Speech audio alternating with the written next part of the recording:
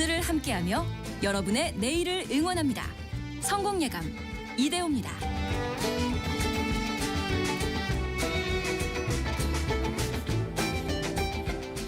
성공예감 이대호입니다. 2부가 시작됐습니다. 10시 5분이 딱 됐고요.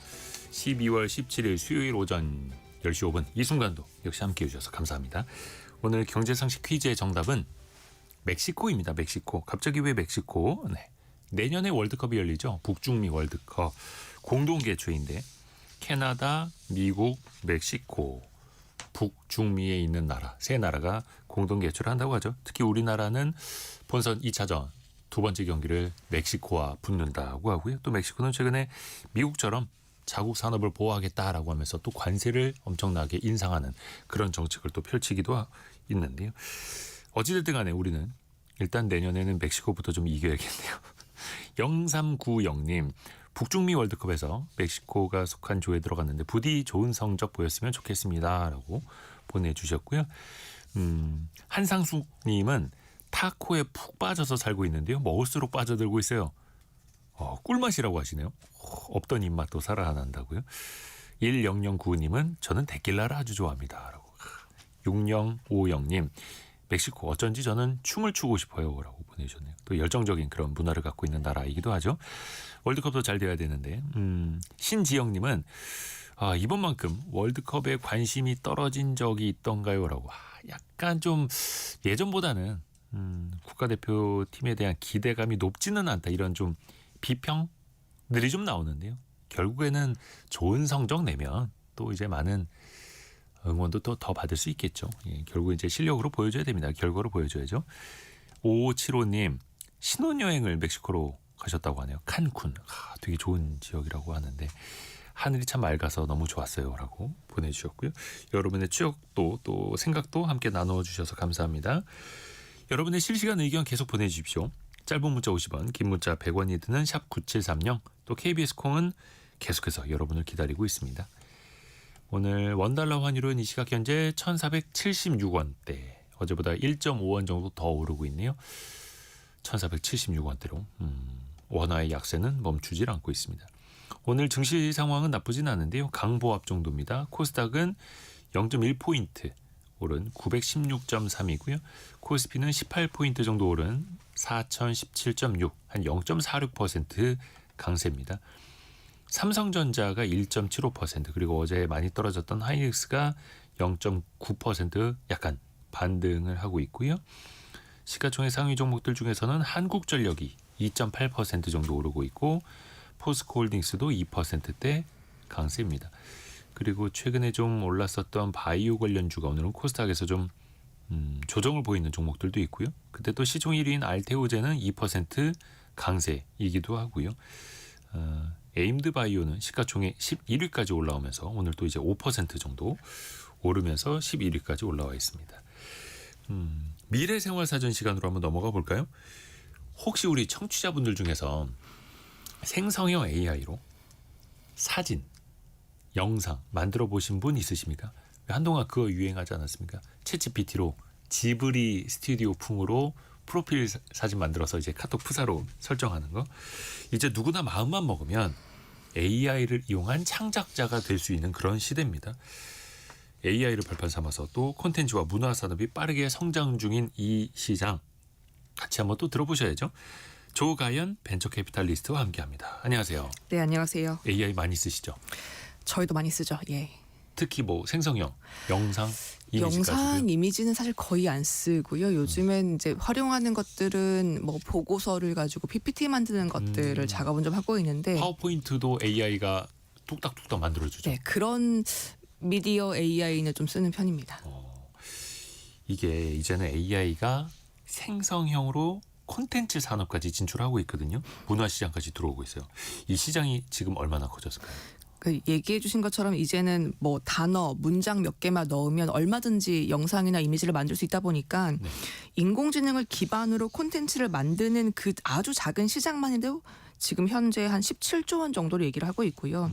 근데 지금 17조 원인데 한 5, 6년 뒤에는 이게 한 250조 원까지 클 것이다라고 얘기를 하고 있다 보니까 정말로 누구나 자유자재로 창작자가 될 수 있고, 물론 전통적인 콘텐츠 기업들에게는 좀 위험할 수 있지만 새로운 창작자들을 발굴해낼 수 있고 또 새로운 비즈니스 기회가 만들어질 것이고, 이런 그 환경 변화를 기반으로 또 새로운 스타트업도 만들어질 것이어서 뭐 위기와 기회 양쪽으로 봐야 될 것 같습니다.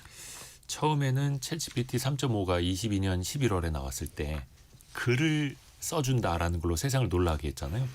그러면서 몇 년 전에는 왜 프로야구 그 점수 그거를 로봇 기자가 이제 대신 쓰기도 했었고, 이제는 그 수준 한참 넘어섰죠. 그 로봇 기자가 가장 많이 쓰였던 게 얘기해 주신 것처럼 이런 스포츠 경기들, 네. 그리고 뭐 주가에 대한 기사들, 이런 것들은 사실 마감시황.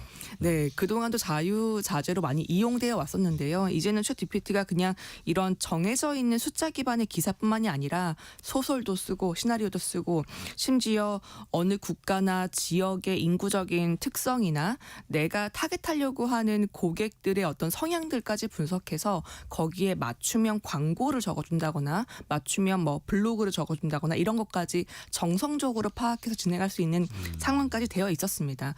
그리고 기존의 그런 로봇 기자나 이런 그 AI가 만들어 놓은 콘텐츠들이 어딘가 좀 어색하고 문맥이 좀 어색하고 어딘가 읽었을 때 그 일반적인 기자, 사람 기자의 그 문맥으로는 이해되지 않았던 부분들이 있는데, 이제는 AI가 일종의 감성 지능까지 장착을 해서 누가 봐도 매끄럽고 보았을 때 이게 그냥 사람이 쓴 것인지 또는 인공지능으로 만든 것인지에 대한 판별이 점점 더 어려워지는 수준까지는 올라와 있으니까요. 감성지능이라고 해요. 맞습니다. 감성을 또 흉내내는 거죠. 이성을 흉내냈다면 이제는 감성을 흉내내는 시대로 가고 있고, 요즘에 나오는 그 사진, 특히 뭐 나노바나나 이런 거 보면 무서울 정도로 너무 똑같아요. 예전에 말씀해 주셨던 그 이런 텍스트 기반으로 사진이나 영상을 만드는 것들이 맨 처음 나왔을 때에는 재밌어서 시도해봤지만 막상 만들어 보니까 이건 좀 어색한 부분이 있네. 네. 뭐 손가락 구현이 잘 안 된다거나 대표적으로, 또는 이제 실제 사진과 비교했을 때 이건 어느 정도 인공지능으로 만들어진 약간 그래픽의 느낌이 이제 보통 느껴졌거든요. 그런데 말씀해 주신 것처럼 최근에 등장한 구글의 나노바나나 프로 같은 경우는 이게 사람이 찍은 사진인지 아니면 인공지능으로 만든 것인지를 분별하기 좀 어려워지는 지점까지는 온 것 같습니다. 네. 사실 이게 어떻게 보면 약간 불쾌한 골짜기 같은 느낌의 그것도 있는데, 그렇다 보니까 이제는 인공지능이 단순한 이미지나 어떤 반복적인 영상 작업 또는 그 좀 고화질이지만 좀 어색한 영상들을 만드는 것으로 우리가 이해를 했다면, 네. 지금 나와 있는 인공지능 기술 기반의 영상이나 사진 작품들은 이제는 실사를 대체할 수 있는 수준까지 올라왔다라고 이제 평가하기 시작했다라는 게 업계의 의견입니다. 실제 찍은 영상을 대체할 수 있는 수준까지 왔다. 놀랍습니다. 뭐 오픈 AI나 구글이나 메타나 이런 빅테크 기업들이 이런 거 막 만들어내고 있는데, 혹시 스타트업 중에서도 잘 나가는 기업 있습니까? 스타트업이라고 할 수 있겠지만 뭐 비상장일 뿐 여전히 기업 가치는 굉장히 높은 미국의 런웨이라고 하는 AI 스타트업이 있는데요. 런웨이. 예, 런웨이 같은 경우도 이달 초에 비디오 모델 젠 4.5라고 하는 이런 AI 기반 비디오 생성 모델을 공개를 했습니다. 네. 런웨이가 가장 잘하는 것은 사람과 어떤 특정 물체 간의 물리적인 상호작용을 굉장히 잘 구현한다는 첫 번째 장점이 있고요.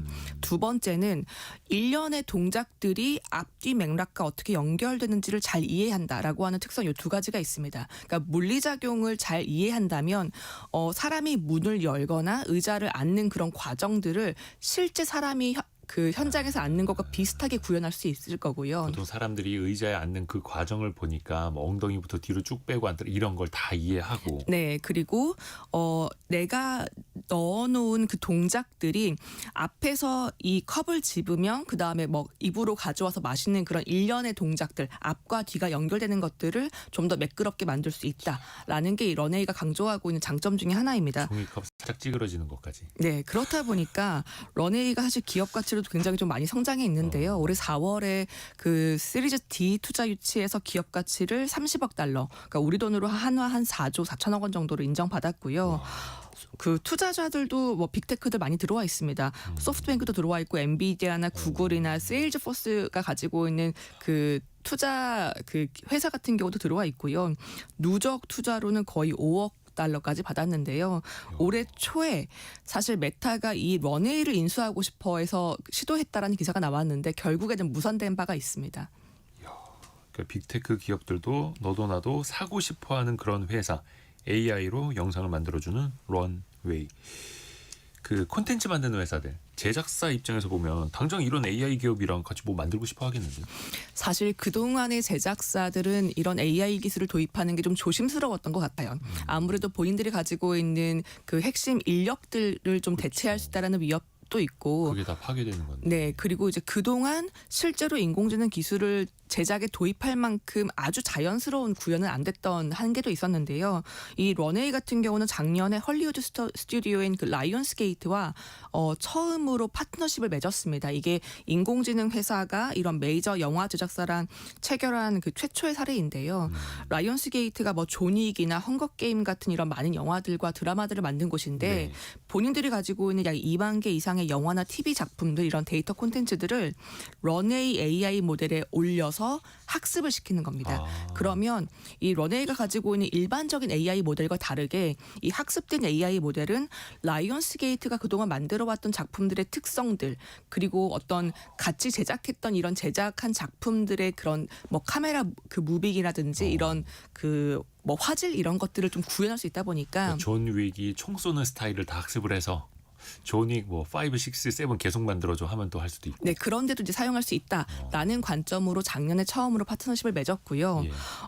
이게 전통적인 콘텐츠 대기업이 인공지능 회사들과 협업하는 것은 요즘에도 좀 나오고 있습니다. 최근에 또 기사가 많이 나왔던 게 월트 디즈니, 그러니까 전 세계에서 가장 많은 스토리 IP와 캐릭터를 가지고 있는 이런 메가 IP 회사인 월트 디즈니도 네. 오픈 AI에 3년 동안 콘텐츠 협업을 하겠다라는 발표를 했고요. 네.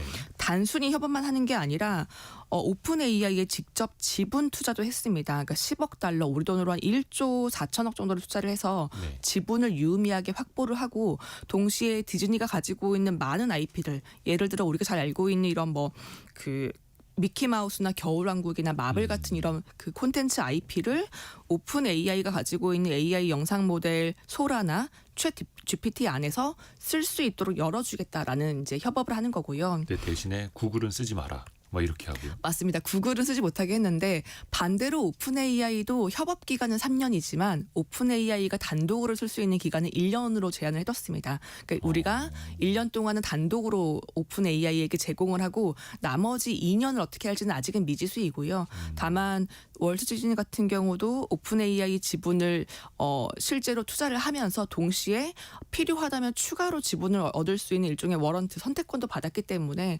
이게 단순히 한 번에 어떤 그 협업으로 끝나는 게 아니라 중장기적인 파트너십이 이어질 거라고 보는 전망이 좀 더 많은 것 같습니다.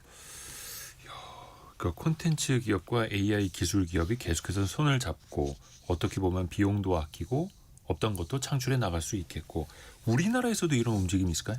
지금 방송을 하고 있는 KBS 같은 경우도 네이버와 같이 협업한 사례가 공개가 됐던데요. 그러니까 네이버가 가지고 있는 뭐 인공지능 기술이나 클라우드 인프라를 이용하고 KBS 같은 경우는 그동안 이제 많이 쌓아왔던 이런 영상 컨텐츠 데이터들을 같이 이제 제공해주는 방식으로 협업을 하고 있고요.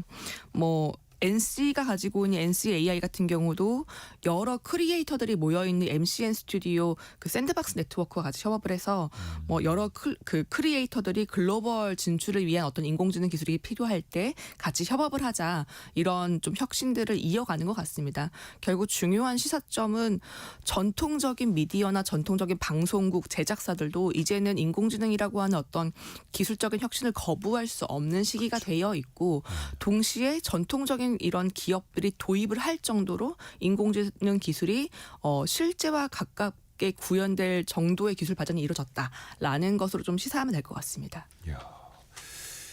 또 영상뿐만 아니라 사람의 목소리, 음악도 AI로 만들어내는 거 되게 이제 편리해졌잖아요. 너무 많이 만들어지고 있죠. 사실 예. 뭐 광고 영상을 봐도 요즘에는 광고 하단에 뭐 이 음악은 인공지능으로 만들어졌습니다. 이런 것들이 많이 올라와 있는데요. 이게 다 이제 음성 합성 모델이라고 하는 것을 기본적으로 이용을 합니다. 음성 합성 모델을 통해서 이런 그 음악을 합성시키기도 하고 동시에 저희가 지금 방송하는 것처럼 이런 그 음성 인터뷰나 팟캐스트 같은 것들은 대본을 직접 만들고 음성까지 만들기도 하고요. 또 사용자 취향에 맞는 이런 플레이리스트 음악들을 만들어주는 것까지는 이제 구현되고 있는데 가장 많이 하고 있는 게 2022년도에 만들어진 수노라고 하는 미국의 네. 네, 인공지능 기반 그 음악 스타트업이 있습니다. 작곡해주는 AI죠. 맞습니다. 여기는 이제 그 글자로 명령문을 적으면 내 취향에 맞게 내가 원하는 멜로디, 가사 분위기 그리고 이게 보컬을 어떤 스타일 보컬로 할 것인지 밴드 음악은 뭘 넣을 것인지 그리고 그 장르는 어떻게 할 것인지 이런 것들을 실제로 일반 상업적인 음악과 비교하기 어려울 정도로 완성도 높게 만들어주는 거 잘하는 회사이고요. 그렇다 보니까 지금 추정하고 있는 올해 연 매출액이 우리 돈으로 한 2,200억 원 정도 되는데 지난달에 시리즈 C 투자를 받을 때 그 인정받은 기업 가치가 우리 돈으로 한 3조 6천억 정도 되거든요. 그러니까 지금 그 매출 그 배수로 해도 지금 15배가 넘는 정도의 기업 가치를 인정받고 있다라고 볼 수 있을 것 같고요. 여기도 역시 엔비디아 산하의 엔벤처스가 투자를 하면서 좀 더 알려진 상황입니다. 엔비디아가 여기저기 투자를 많이 해놓고 있네요. 엔비디아 같은 경우는 인공지능 그 시장에서 가장 많은 문어발 중에 하나 전략을 취하고 있는 것 같은데요. 사실 엔비디아뿐만 아니라 뭐 앞서 런웨이 같은 경우는 구글의 투자도 받고 있고요. 빅테크 기업들이 생태계 안에 있는 AI 스타트업들에게 굉장히 많은 전략적인 또는 재무적인 투자를 진행을 하고 있는 상황입니다. 또 엔비디아가 돈을 많이 벌다 보니까 피지컬 AI, 뭐 로봇 만드는 회사들, 또 이런 AI 소프트웨어 만드는 회사들 다 점 찍어 놓는 거죠. 그 스티커도 붙여 놓더라고요. 엔비디아 예전에 인텔 인사이드 아니면 이제 퀄컴 그 스마트폰 AP 들어가 있는 이런 스티커 붙여 놓듯이 엔비디아도 스티커를 다 붙여 놓더라고요. 자기네가 찜 찍었다 이런 거죠. 우리나라는 어떻습니까? 음성이나 음악 분야의 AI? 한국도 그 영상보다 음성이나 음악을 만들어주는 AI 스타트업들은 꽤 많이 등장해 있는데요. 네. 뭐 포자립스나 뉴튠 같은 곳들은 이제 인공지능 기반으로 음악을 만들어주는 곳들이고요. 사람과 비슷한 음성을 만들어주는 네오사피언스라고 하는 회사도 있습니다. 네. 2017년도에 설립됐는데 타입캐스트라고 하는 서비스명으로 인공지능 기반 사람과 비슷한 음성을 만들어주는 스타트업이라고 생각하시면 될 것 같고요. 그 요즘에 쇼츠 릴스 보면은 여기 타입캐스트 음악이 아니죠. 음성 정말 많이 있습니다. 뭐 밈 영상에도 많이 나오고 왜 사투리 쓰는 막 네. 그런 목소리들도 사실은 이게 인공지능 목소리일 수가 있어요. 이게 보통 이제 TTS라고 해서 예. 그 텍스트 투 스피치, 그러니까 글자를 음성으로 바꿔주는 TTS 기술들을 쓰는 건데요. 간단하게 말씀드리면 이제 실제 존재하는 사람의 음성 스타일을 학습해서 그 특정인의 목소리와 유사한 다른 말들을 해줄 수가 있고요. 동시에 뭐 말투라든지 내가 이렇게 말하고 있지만 이 목소리를 기반으로 노래를 하는 음성을 만들어준다든지 이런 것도 가능하고 또 제 목소리이지만 제가 지금 말하는 이 목소리 스타일로 외국어로 말하는 것을 구현을 해준다거나 네. 또 그 사진을 가지고서 영상처럼 이제 캐릭터처럼 움직이는 것들 이런 전반적인 기술들을 이제 구현해서 제공을 하고 있습니다. 알려지기로는 올해 그 11월까지 누적된 가입자가 한 260만 명 정도라고 보도가 되고 있고요. 얘기해 주신 것처럼 여러 유튜버나 영상 크리에이터들이 사용을 하고 있고 뭐 LG U+ 같은 곳들도 일종의 고객사 기업들로 올라와 있는데요. 최근에 이제 상장을 준비하고 있는 단계에서 상장 전 지분 투자 프리-IPO로 한 160억 정도 투자 유치를 한 소식이 알려지기도 했습니다. 야, 여기도 이제 상장 준비를 하고 있고 그 외국어 더빙까지도 되게 자연스럽게 하는 기술도 나와 있더라고요. 뭐 이 회사 기술은 아닙니다만 제가 그 와이스트릿에서 야식 잡설하지 않습니까? 그때 하이브 뭐 BTS 이게 사실 좀 글로벌 콘텐츠잖아요. 요거를 AI로 영어를 이대호 목소리로 하는 것처럼 입 모양도 영어를 하는 것처럼 이렇게 변환이 되더라고요. 신기하더라고요. 요즘에 사실 거의 아주 맥락이 자연스럽다고 느껴질 정도로 구현이 가능하죠, 이제는. 그래서 어머니한테 자랑했습니다. 엄마 나 영어 잘하는 것 같지? 막 이렇게. 제가 며칠 그 지난주에 자리를 좀 비웠었잖아요. 진행자가 없을 때도 목소리를 학습을 해서 AI로 어떤 진행까지도 시킬 수 있다. 이것도 이제 머지않은 미래 혹은 현실일 수 있겠어요. 네오사피엔스가 개발한 기술도 그런 서비스를 진행을 하고 있고요. 동시에 또 2020년도에 설립된 슈퍼톤이라고 하는 스타트업도 실제 사람과 가장 유사하게 구현할 수 있는 굉장히 초현실적인 목소리 구현을 목표로 개발을 하고 있는 스타트업 중에 하나인데요. 여기는 좀 더 음악에 집중을 하고 있긴 합니다. 그러니까 음악이라고 하면 예를 들어 얘기해 주신 것처럼 BTS의 특정 멤버의 목소리라면 그 목소리를 가지고서 거의 유사하게 다른 음악을 부르는 것들을 구현을 해준다거나, 그리고 그 사람마다 가지고 있는 이 목소리의 특성이나 그런 억양들이 있는데 심지어 그런 것들, 그러니까 음악을 하는 스타일까지 반영을 해서 새로운 음원을 만들어준다거나 아니면은 이제 그 기존의 음원에서 특정한 보컬만 바꿔준다거나 이러한 작업들을 하고 있고요. 여기가 실제로 2023년도에 그 하이브의 거의 피인수 되다시피 했습니다. 그러니까 하이브가 원래 2021년도에 1차 투자로 한 40억 정도로 투자를 하면서 전략적인 관계를 맺었고 2023년도에는 450억 정도로 추가 투자해서 50%가 넘는 지분을 확보했는데요. 그렇다 보니까 슈퍼톤 같은 경우는 일종의 하이브 산하에서 인공지능 음원 개발 또는 인공지능 음성 개발을 하고 있는 스타트업이다라고 얘기가 되고 있고, 이야기가 나오기로는 하이브가 가지고 있는 여러 그 아티스트들의 목소리 또는 콘텐츠를 기반으로 그런 그 제작 과정에 좀 더 효율성을 높여준다거나 이런 협업을 진행을 하고 있다라고 알려져 있고요. 실제로 작년에 하이브가 그 대외 컨퍼런스 콜을 할 때 대표이사의 목소리 일부가 실제로는 이런 슈퍼톤이 만들어 놓은 인공 그 음성이었다라는 걸 이제 공개를 하면서 좀 적극적으로 인공지능 기술을 활용하겠다라는 발표를 한 바도 있습니다. 예를 들어서 뭐 1시간, 2시간짜리 내레이션, 더빙 참 힘든데 그냥 AI로 학습시켜서 다 돌려버린다 이럴 수도 있는 거고. 다음에는 저도 목소리 직접 오지 말고 더 보내드릴까요? 출연료를 어떻게 해야 되지? 농담입니다.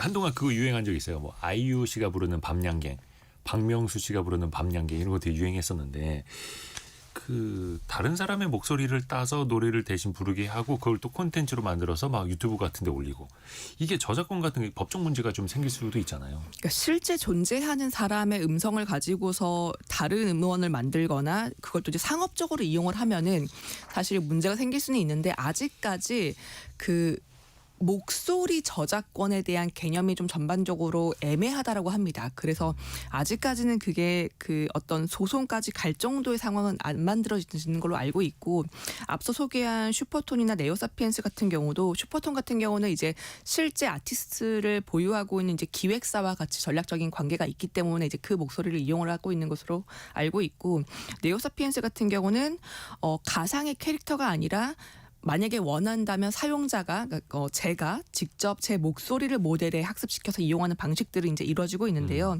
다만 아직 경각심이 남아 있는 게, 해외에서도 미국의 음반 산업협회가 여러 가지 이런 음반사들을 대표를 해서 앞서 말씀드린 수노와 같은 이런 인공지능 그 음성 스타트업에 소송을 제기한 바가 있습니다. 작년에 소송을 제기를 했는데 아직까지 그 결론이 나오진 않았지만 최근의 흐름 같은 경우는 소송에 참여했던 워너 그 뮤직에서 수노와 그냥 우리는 정식 파트너십을 맺겠다, 소송하지 않고 그냥 우리가 전략적인 협업 관계로 가겠다라고 좀 전환이 되고 있고요. 이제 그런 것들을 보면 사실 목소리 저작권이 아주 불합리하게 상업적으로 이용되는 게 아니라면은 오히려 이런 협업이 만들어지지 않을까라는 조심스러운 추측이 있고. 그렇죠. 이 음성 혹은 음악 작곡 AI들도 어딘가에 있는 음악과 음성들을 다 학습을 해서 만들어내는 결과일 텐데, 근데 뭐 워너뮤직 같은 경우에도 서로 싸우는 것보다는 AI 기술을 서로 잘 활용해보자 이렇게 가는 거네요. 네. 다만 이제 걱정은 실제 뭐 음악가들이나 가수들의 일자리가 줄어드는 게 아닐까라는 조심스러운 또 걱정도 있는데, 최근에 그 프랑스의 온라인 음악 스트리밍 플랫폼에서 조사를 했다고 해요. 한 9천 명 정도에게 조사를 했는데, 무작위로 음악 3곡을 들려준 다음에 이게 인공지능 음악인지 실제 음악인지 맞춰봐라 라고 조사를 했는데, 참여한 사람들의 97%가 오답을 했다라고 합니다. 그러면 이제는 어느 순간에는 사실 뭐 지금도 그렇지만 인공지능이 만들어 놓은 음악과 실제 음악 작곡가가 만든 음악의 구별이 무음해지는 게 아닐까라는 이야기도 나오긴 합니다. 맞아요. 그 작곡가 김영석 씨도 그 얘기 했었잖아요. 무슨 대회였는지 이름은 제가 생각이 안 나는데 어떤 작곡 대회에서 AI 작곡이 1등을 해서 이거 상 줘야 되는 거냐, 이제는 또 인정해야 하는 것 아니냐, 이런 고민들도 이제 한다고 하고요. 또 하나 저는 진짜 신기한 거 있어요. 우리가 왜 영상 내에서 뭐 하나 검색하는 게 텍스트로 검색하는 것처럼 쉽지가 않잖아요. 영상 내에서 예를 들어서 이대호가 뭐 코를 만지작거리는 화면을 검색해줘, 안 나오잖아요 이거. 근데 이게 될 수 있다면서요 이제. 이게 2020년도에 설립된, 그러니까 미국에서 설립됐지만 한국인 스타트업인데요. 12랩스라고 하는 스타트업이고, 말씀해 주신 것처럼 영상을 이해하는 인공지능 기술을 개발하는 회사라고 보시면 될 것 같습니다. 그러니까 정말 긴 영상 속에서도 뭐 심지어 유튜브 영상이나 아니면 우리가 가지고 있는 아카이브 영상 안에서 내가 원하는 특정한 순간 아니면 내가 원하는 특정한 상황을 검색을 해주는 건데요. 예를 들어 CCTV 영상 안에서 뭔가 폭력적인 그 동작이 이루어지는 상황을 찾아줘라고 한다거나, 스포츠 영상에서 뭐 A라고 하는 선수가 득점을 얼마 하는 상황을 찾아줘, 이런 것들을 할 수 있고요. 이제 이렇게 하다 보니까 영상을 이해하는 인공지능 기술이다라고 하는 게 이 12랩스가 개발하고 있는 기술의 목표점이라고 얘기하고 있습니다. 예를 들어서 3시간짜리 야구 영상에서 홈런 치는 장면만 찾아줘, 이거 되는 거네요. 와, 그 아카이브라고도 하는데 왜 방송사에서 그 많은 그 방송 영상 중에서 왜 짤이라는 거 생성하지 않습니까? 그 몇 초를 찾아내기 위해서 제작진들이 진짜 고생 많이 하는 걸로 알고 있는데, 야, 이게 또 AI로 된다는 거고, 이게 우리나라 스타트업이에요? 이게 한국인 스타트업이고 미국 법인으로 설립돼 있습니다. 아, 미국 법인으로. 그럼 이것도 되게 궁금한데 어떤 원리로 그 영상 속에서 그 장면을 찾아내는 거예요? 일단 그 굉장히 거대한 영상 언어 이해 모델을 만든 거고요. 네. 그리고 동시에 이게 텍스트로 검색을 해도 그 순간을 어떤 순간 캡처나 영상으로 검색할 수 있도록 일종의 이제 멀티모달, 다양한 방식으로 이루어질 수 있는 맥락을 이해할 수 있는 이런 그 멀티모달 영상 이해 모델을 만들었다라고 보시면 될 것 같고, 이제 그렇다 보니까 어떤 장면 단위, 프레임 단위로 그 컨텐츠의 영상 메타데이터를 분석을 할 수 있고, 또 분석만 하는 게 아니라 미리 레이블링을 해놔서 내가 원할 때 그 특정 장면을 몇 초 만에 검색할 수 있는 방식의 그 시스템까지 구현을 해뒀습니다. 그래서 원하는 사람들을, 그러니까 원하는 고객사는 이 회사의 AI 모델을 이제 막 구독하거나 또는 이제 설치하는 방식으로 이용할 수 있는 거고요. 또 이게 사실 생각해 보시면 그동안의 생성형 AI는 없던 컨텐츠를 만들어주는 것에 특화되어 왔었는데, 여기 같은 경우는 이미 있는 영상들을 얼마나 효율적으로 잘 관리할 수 있는지, 그리고 거기에서 어떤 새로운 또 창작물을 어떻게 만들어낼 수 있는지를 지원할 수 있는 AI다라고 보시면 좋겠습니다.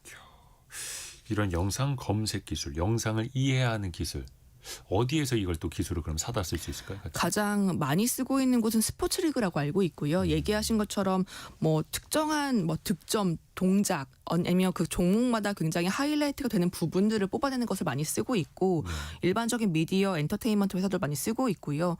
또 동시에 공공이나 국방기관들도 많이 쓰고 있다고 합니다. 예를 들어 설명드린 것처럼 이런 CCTV 속에서 어떤 장면을 찾아내는 것들 많이 쓰고 있고, 그 공공기관들이 원하는 그 CCTV 속 검색 같은 경우는 사실 특정한 동작을 넣지 않고 뭐 폭력적인 상황, 법을 위반할 수 있는 상황, 이렇게 약간 개념적인 것들로도 검색이 가능하다라고 알려져 있어서 이런 공공기관과 민간 양쪽의 고객사들을 확보해 가고 있는 것으로 보도되고 있습니다.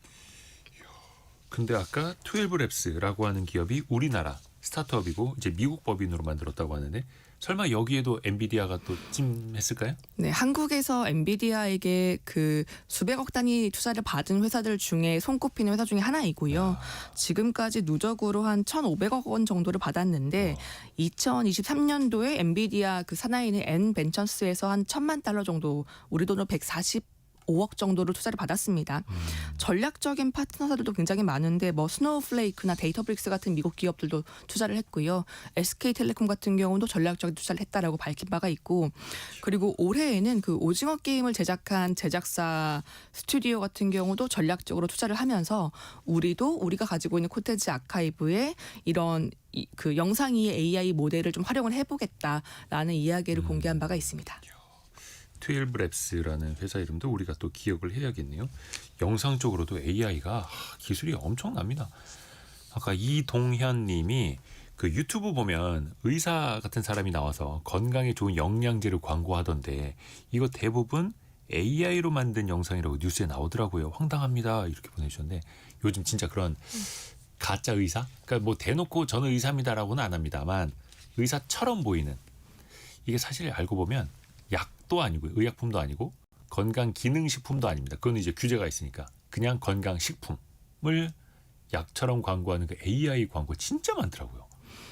요즘에는 너무 많이 만들어지고 있어서 사실 이제 이것들을 걸러내는 인공지능 기술들도 해외에서는 좀 초기 스타트업들이 나오고 있긴 한데요.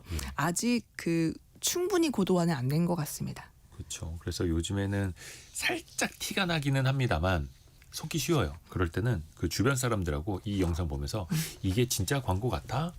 어떻게 생각해? 라고 한 번씩 생각을 좀 나눠보시는 게 더 좋을 것 같습니다. 그 AI 앞에서 사람이라도 뭉쳐야죠. 가짜 의사 이야기를 잠깐 했는데 가상의 인물, 왜 버추얼 디지털 인간 많이 만들어내잖아요.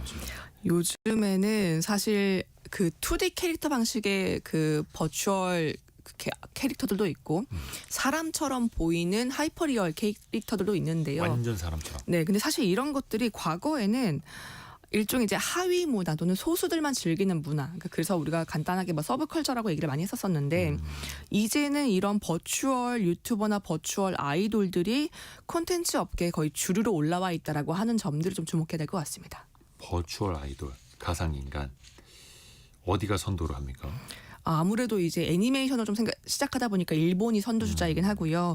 일본 같은 경우는 그 커버나 애니컬러라고 하는 버추얼 아이돌 일종의 에이전시 회사들이 있는데 두 회사 모두 상장이 되어 있는 회사입니다. 버추얼 아이돌 전문 기획사예요. 예, 근데 두 회사 모두 상장이 되어 있고 커버 같은 경우는 올해 예상하는 매출액이 우리 돈으로 한 4,100억 원, 애니컬러 같은 경우는 우리 돈으로 한 4천억 원 정도로 얘기를 하고 있고요. 여기 같은 경우도 버추얼 아이돌이 일반 아이돌 못지 않습니다. 뭐 라이브 스트리밍도 하고 음원 발표도 하고요, 앨범도 내고 이렇게 팬층을 확보하면 그 다음에는 뭐 굿즈나 오프라인 콘서트를 하고 있고요. 또 버추얼 아이돌이다 보니까 아무래도 디지털 음원을 가지고서 좀 더 수익성을 높일 수 있다라고 하는 것들이 기존 아이돌 대비 좀 장점으로 이야기가 되고 있습니다. 우리나라에도 그 플레이브라고 하는 버추얼 아이돌 그룹 있지 않습니까? 저희가 유튜브로도 보실 수 있게 그 영상 띄워드리고 있는데 뿌라는 노래라고 합니다. 인기 진짜 많더라고요. 여기가 이제 5인조 버추얼 아이돌 그 그룹으로 활동을 하고 있는데 5명의 멤버 이름은 단 한 명도 제가 잘 모릅니다. 플레이브만 기억하면 되죠. 네. 네. 근데 작년에 저도 재밌게 봤던 게 버추얼 아이돌 중에는 국내에서 처음으로 실제 음악 방송 1위를 했고요. 와. 예, 그리고 올해 초에 발표한 음악으로는 빌보드 글로벌 그 200에 진입하기도 했었습니다. 그리고 올해 같은 경우는 오프라인 콘서트를 또 진행을 하고 있는데 심지어 뭐 태국이나 홍콩, 일본에서 해외 콘서트도 진행을 하고 있고요. 그러니까 정말 현실 아이돌과 못지 않은데 이게 이제 버추얼로 구현되어 있다라고 이해하시면 되겠습니다. 버추얼 그러니까 실존하지 않는 그림처럼 우리가 느껴지는 그 그룹인데 실제 오프라인 큰 체육관 공연장을 빌려서 공연을 하고 수만 명이 그걸 또 보러 오고 신기합니다. 이쯤 되면 이제 좀 여세에 있으신 분들은 사이버 가수 아담 떠올릴 수 있거든요. 사실 뭐 그때랑 기술을 비교할 수는 없죠 거의. 사이버 가수 아담은 제가 이해하기로 이미 만들어 놓은 영상들을 이제 그 플레이하는 방식으로 이루어졌다면 그렇죠, 영상 만들어서. 예, 이 플레이브 같은 경우는 사실 이제 뒤에 블래스트라고 하는 기술 기업이 있는데요. 이제 그 블래스트 같은 경우는 그 방송사 사내벤처로 만들어진 회사인데 여기는 게임에서 보통 이용하던 이런 실시간 그 엔진이나 이런 것, 그러니까 모션 캡처 이런 방식을 아이돌 제작으로 전환을 했다라고 보시면 될 것 같습니다. 그러니까 여러 가지 그 카메라를 놓고 실제 사람에게 이런 마커가 붙어 있는 수트를 입어서 이게 미리 제작하지 않고 거의 실시간으로 라이브 스트리밍을 한다거나 실시간으로 춤을 출 수 있는 이런 기반 기술들을 갖춰놓고 아이돌 그룹을 만들어냈다라고 보시면 될 것 그 같고요. 무대 뒤에서 댄서들이 춤을 추면 그대로 이 버추얼 그룹이 따라서 춤을 추고 행동하는. 예, 그런 그렇다 보니까 또 뭐 여러 가지 실시간 뭐 빛의 간섭이나 이런 것들도 좀 이제 보완할 수 있는 기술이 필요했고 이런 기술을 바탕으로 공연을 실황을 할 수도 있고 라이브 스트리밍을 실제로 할 수도 있다라고 하는 장점들이 이제 예전에 이런 그 사이버 가수 아담 같은 당시의 그 버추얼 아이돌과는 완전하게 기술적인 차이가 있다라고 보시면 좋겠습니다. 중국은 어떻습니까? 중국도 시장이 참 크잖아요. 중국이 워낙 시장이 크다 보니까 네. 그 아시아 시장에서는 가장 큰 버추얼 산업을 가지고 있고요. 예. 가장 많이 알려져 있는 버추얼 아이돌이 그 러텐이라고 하는 아이돌이던데요.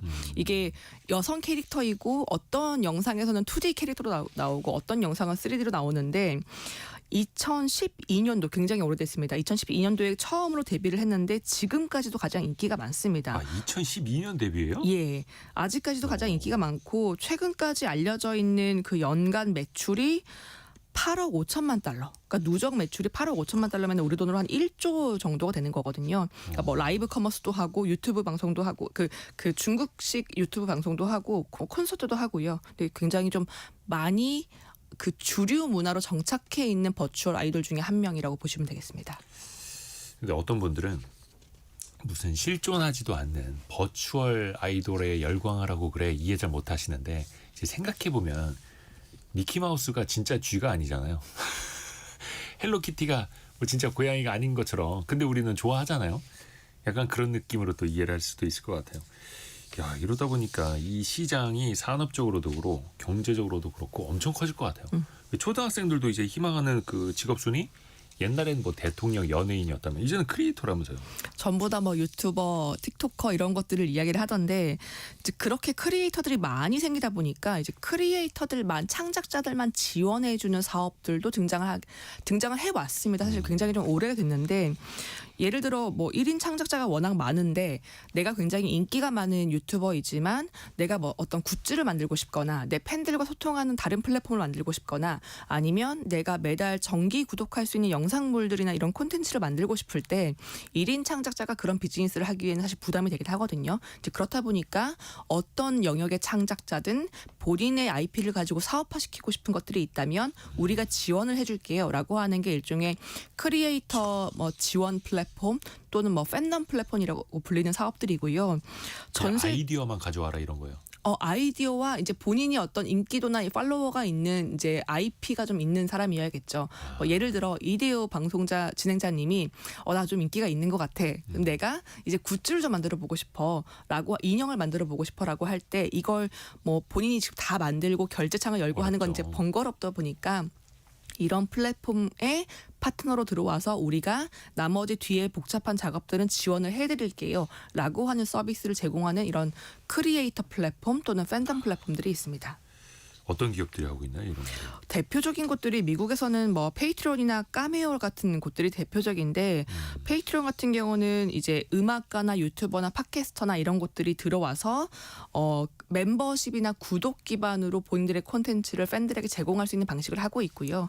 카메오 같은 경우는 사실 코로나19 때 굉장히 좀 유명해졌었는데 코로나 시기에 그 연예인들이 또는 좀 인플루언서들이 네. 내 팬이 원하는 1대1 맞춤 영상을 이제 만들어서 보내주는 방식을 많이 썼었고요. 1대1로요? 예, 예를 들어 제가 좋아하는 A라고 하는 가수가 있으면 그 가수가 나를 위한 생일 축하 노래를 불러주는 방식의 영상을 이 카메오라고 하는 플랫폼을 통해서 거래할 수 있는 거죠. 가연아 생일 축하해를 맞습니다. 불러주는 예, 예. 그거를 근데 한 명 한 명 연예인이 카메라 앞에서 한 1,000명, 10,000명의 팬 이름을 불러주기는 정말 이제 불가능한 건데 AI로 하면 다 만든다는 거잖아요. 그것도 이제 가능해지겠죠. 어떻게 보면은 이제 그런 플랫폼도 있고요. 동시에 또 뭐 뉴스 크리에이터나 블로그를 쓰는 사람들을 위해서 서브스택이라고 하는 스타트업도 있는데 여기 네. 같은 경우도 뭐 작가나 저널리스트 같은 사람들이 유료로 뉴스레터를 정기적으로 보내주고 내가 그 나의 그런 글 컨텐츠를 좋아하는 사람들을 위한 커뮤니티를 만들어주는 이런 사업도 하고 있고요. 한국 같은 경우도 비마이프렌드 같은 스타트업은 일종의 팬덤 플랫폼인데 크리에이터뿐만 아니라 뭐 e스포츠 선수들 또 배우들이 내 팬덤과 소통할 수 있고 내 팬덤에게 어떤 콘텐츠를 제공할 수 있는 일종의 인프라 서비스를 지원을 해주고 있습니다. 야, 벌써 이제 시간이 많이 흘러가고 있는데 근데 이게 AI 기술 발전 다 좋습니다. 근데 이게 양날의 검이 될 수도 있지 않습니까? 아까 가짜 의사 그런 쇼츠 광고들 속으시면 안 된다라고. 그리고 또 이런 거를 보이스피싱으로 이제 악용하는 일당도 벌써 나오고 있거든요. 이 위험성도 충분히 염두에 둬야 될 것 같아요. 당연히 존재하고 있고요. 저작권이라든지 딥페이크 같은 이런 음성이나 영상으로 악용될 가능성도 있습니다. 또 동시에 이게 콘텐츠가 그럼 정말 진정성이 있는 것이냐 네. 이런 것도 좀 이야기되고 있는데 다행히 한국 같은 경우도 내년에 1월부터 처음으로 전 세계에서 아마도 처음으로는 인공지능 법을 시행을 하게 될 것 같습니다. AI 기본법. 예, 지금 알려진 게 내년 1월 22일부터 시행한다고 알려져 있고요. 네.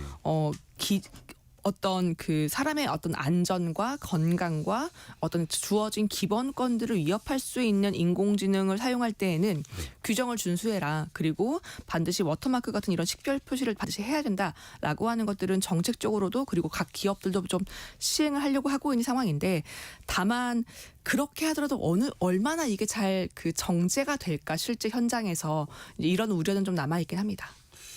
박영우 님이 버추얼 가수가 사람처럼 콘서트를 할 수 있게 된다면 수익률이 엄청 좋을 것 같아요. 실제로 왜냐면, 하고 있죠. 그렇죠. 왜냐하면 이제 사람이 하기에는 체력적으로도 그렇고 뭐 목 상태도 그렇고 이게 다 하나하나가 제한이 있을 수밖에 없는데 버추얼 아이돌 그룹은 전 세계에서 동시에 공연도 다 가능한 거잖아요. 마치 현장에 있는 것처럼. 맞습니다. 이 콘텐츠 산업에 생성형 AI 기술이 접합되고 시장 전망은 뭐 당연히 밝을 수밖에 없겠네요. 뭐 이제는 이런 기술 접목의 주류가 이미 되어 있고 기술이 발전할수록 1인 창작자 또는 소규모 이런 창작 기업들은 늘어날 수밖에 없을 것이고요. 시장 전망은 너무 좋은데 다만 이제 이야기가 나오는 것은 이 성장이 얼마나 양적인 성장이 아니라 질적인 성장을 할 수 있을 것이냐. 그리고 그 안에서 스타트업들이 경쟁이 굉장히 치열할 것인데 얼마나 다른 접근론과 기술을 가지고 좀 시장 파이를 키울 수 있을 것이냐. 이런 것들은 좀 더 지켜봐야 될 것 같습니다. 박영우 님이 꿈을 꾸는 것 같다고 보내주셨고 8960 쓰시는 분은 초등학생 6학년 아이가 버추얼 아이돌을 좋아해서 콘서트도 데리고 갔다 왔고 굿즈도 살 수 있다고 공지 뜨면 오픈런 하면서 주문해주고 막 이런 경제가 또 이제 커져가고 있습니다. 깊이 있게 또 배웠습니다. 조가연 벤처 캐피탈리스트와 함께했습니다. 고맙습니다. 네, 감사합니다. 라디오 정보센터 다녀옵니다. 통일교 측이 김규환 전 미래통합당 의원에게 고문료 명목으로 1,400만 원을 지급했다는 내부 문건이 나왔습니다. 김 전 의원은 합법적으로 받은 돈이라고 해명했습니다. 경찰은 오늘 서울구치소를 찾아 한학자 통일교 총재 접견 조사를 시도합니다. 통일교 측으로부터 불법 정치자금 1억 원을 받은 혐의로 구속 기소된 국민의힘 권성동 의원의 결심 공판이 오늘 열립니다. 권 의원의 보석 신문도 함께 진행됩니다. 문화체육관광부와 한국방문의회위원회가 함께 진행하는 2016 코리아 그랜드 세일이 오늘부터 68일 동안 진행됩니다. 올해 행사에는 역대 최대 규모인 1,750여 개 기업이 참여합니다. 위성락 국가안보실장이 한미 정상회담 결과를 담은 조인트 팩트시트, 즉 공동 설명자료 후속 협의를 위해 미국을 찾았습니다. 지금까지 라디오 정보센터 뉴스 정원나였습니다. 애프터 서비스 시간 유혜진 리포터와 함께합니다. 안녕하세요. 네, 안녕하세요. 우리 청취자분들의 질문 들어볼까요? 네, 어제 퀴즈 정답이 도수 치료였는데요. 9890님, 4세대 실손보험은 도수 치료를 보장 안 하지 않나요? 라는 질문 주셨습니다. 네. 프라임에셋 331 본부 백두현 수석팀장의 설명 들어보시죠. 4세대 실손보험 가입자의 경우 연간 최대 50회 350만 원 한도로 도수치료 보장이 가능합니다만 세 가지 경우에는 보상이 제한될 수가 있습니다. 첫 번째로는 1세대부터 2세대까지는 비급여 특약에 대한 부분이 따로 없었는데요. 이 비급여 특약이 생겨난 게 3세대부터입니다. 근데 1세대부터 3세대 가입자가 4세대로 전환을 하면서 비급여 보장을 빼놓고 전환을 하게 된다면 보상이 거절될 수가 있습니다. 두 번째로는 상해나 질병의 치료 목적이 아니라고 판단이 될 경우인데 주로 체형 교정을 목적으로 하는 경우가 대부분입니다. 세 번째가 손한 케이스이긴 한데요. 10회 치료 시마다 증세 완화 혹은 호전 여부를 보험사 측에 확인을 해줘야만 추가 10회 치료가 가능합니다. 과잉 진료로 판단되거나 의사소견서나 도수치료 기록지 같은 서류들을 통해서 타당성을 입증하지 못한다면 보상이 거절될 수가 있습니다. 타당성까지 입증을 해야 되는군요. 네. 다음 질문은요. 어제 원탁의 기자들 K시간에 퇴직연금에 대한 이야기 나눠봤는데요. 3769님, 회사가 퇴직연금을 은행에 적립하지 않으면 어떻게 되나요? 하셨습니다. 고용노동부와 노무사사무소 연세 김준수 대표 노무사를 통해 이 내용 알아봤는데요. 네. 퇴직연금 제도 미도입 자체에 대한 벌칙 규정은 현재 없습니다. 그리고 퇴직연금을 설정해둔 경우 DC형은 회사가 적립하지 않은 부분에 대해 연 10%의 지연이자를 근로자가 퇴직한 후에 퇴직급여에 반영을 해야 하고요. DB형은 적립금이 최소 적립금의 95%에 미치지 못할 때 1년 이내에 부족분의 3분의 1 이상을 해소하지 못하면 1,000만 원 이하의 과태료가 부과됩니다. 또 이렇게 적립이 제대로 되지 않으면 퇴직연금을 회사가 지급하기가 어렵겠죠. 그렇죠. 근로자 퇴직급여 보장법 제44조에 따라 퇴직연금을 지급하지 않으면 3년 이하의 징역 또는 3천만 원 이하의 벌금에 처해질 수 있어서 회사 운영하는 분들은 주의를 하셔야 합니다. 그렇죠. 이건 당연히 이제 노동자들의 돈이니까. 네. 다음 질문은요. 8937님, 퇴직연금과 퇴직금에는 어떤 차이가 있나요? 하고 문의하셨습니다. 요거 헷갈리죠. 한 글자 차이인데. 퇴직연금이랑 퇴직금. 사실 그 옛날에 우리가 알던 회사 다니면 뭐 한 연봉 13분의 1이 쌓이고 있고 그게 내가 회사 다닌 횟수로 곱하면 퇴직금이 된다. 이렇게 생각하시던 게 말 그대로 세 글자 퇴직금이고요. 이건 회사가 사내에 적립을 해 놓는 겁니다. 네. 외부 금융기관에 뭐 적립할 의무가 없기도 하고요. 근데 퇴직연금 제도는요. 회사가 회사 안에 쌓아놓는 게 아니라 금융기관에 의무적으로 회사 밖에다 적립하는 걸 말합니다. 여기에 퇴직연금에 뭐 DC형, DB형이 있는 거고요. DB형은 확정급여형으로 회사가 운영을 하는 거고 네. DC형은 근로자가 운영을 하는 겁니다. 요게 또 그 퇴직연금 안에서 DC형, DB형 헷갈릴 때는 제가 항상 강조드리는 게 홍길동 씨, 이대호 씨 누가 직접 운영한다라고 해서 DC형 이렇게 네. 그냥 외우시면은 이것도 하나의 노하우가 됩니다. 그리고 수령 방식은요. 퇴직연금 제도는 말 그대로 연금 방식으로 수령을 네. 하는 거고요. 퇴직금은 원칙적으로는 일시금 수령 방식입니다. 근데 퇴직연금 같은 경우에도 중도에 퇴사를 할 수 있잖아요. 그렇죠. 그때는 일시금으로 받게 되는데 그냥 돈이 아니라 IRP라고 하는 계좌를 네. 만들어서 거기에 회사가 넣어주게 됩니다. 그러면 이직하는 회사에서도 그걸 또 이어갈 수가 있고 그렇군요. 개인적으로도 IRP 운영을 또 계속할 수가 있는 거죠. 유혜진 리포터 고맙습니다. 감사합니다. 감사합니다. 12월 17일에 보내드린 성공예감 이대호입니다. 마무리하고요. 내일 아침에 또 다시 찾아뵙겠습니다. 성공예감은 오늘도 여러분을 응원합니다.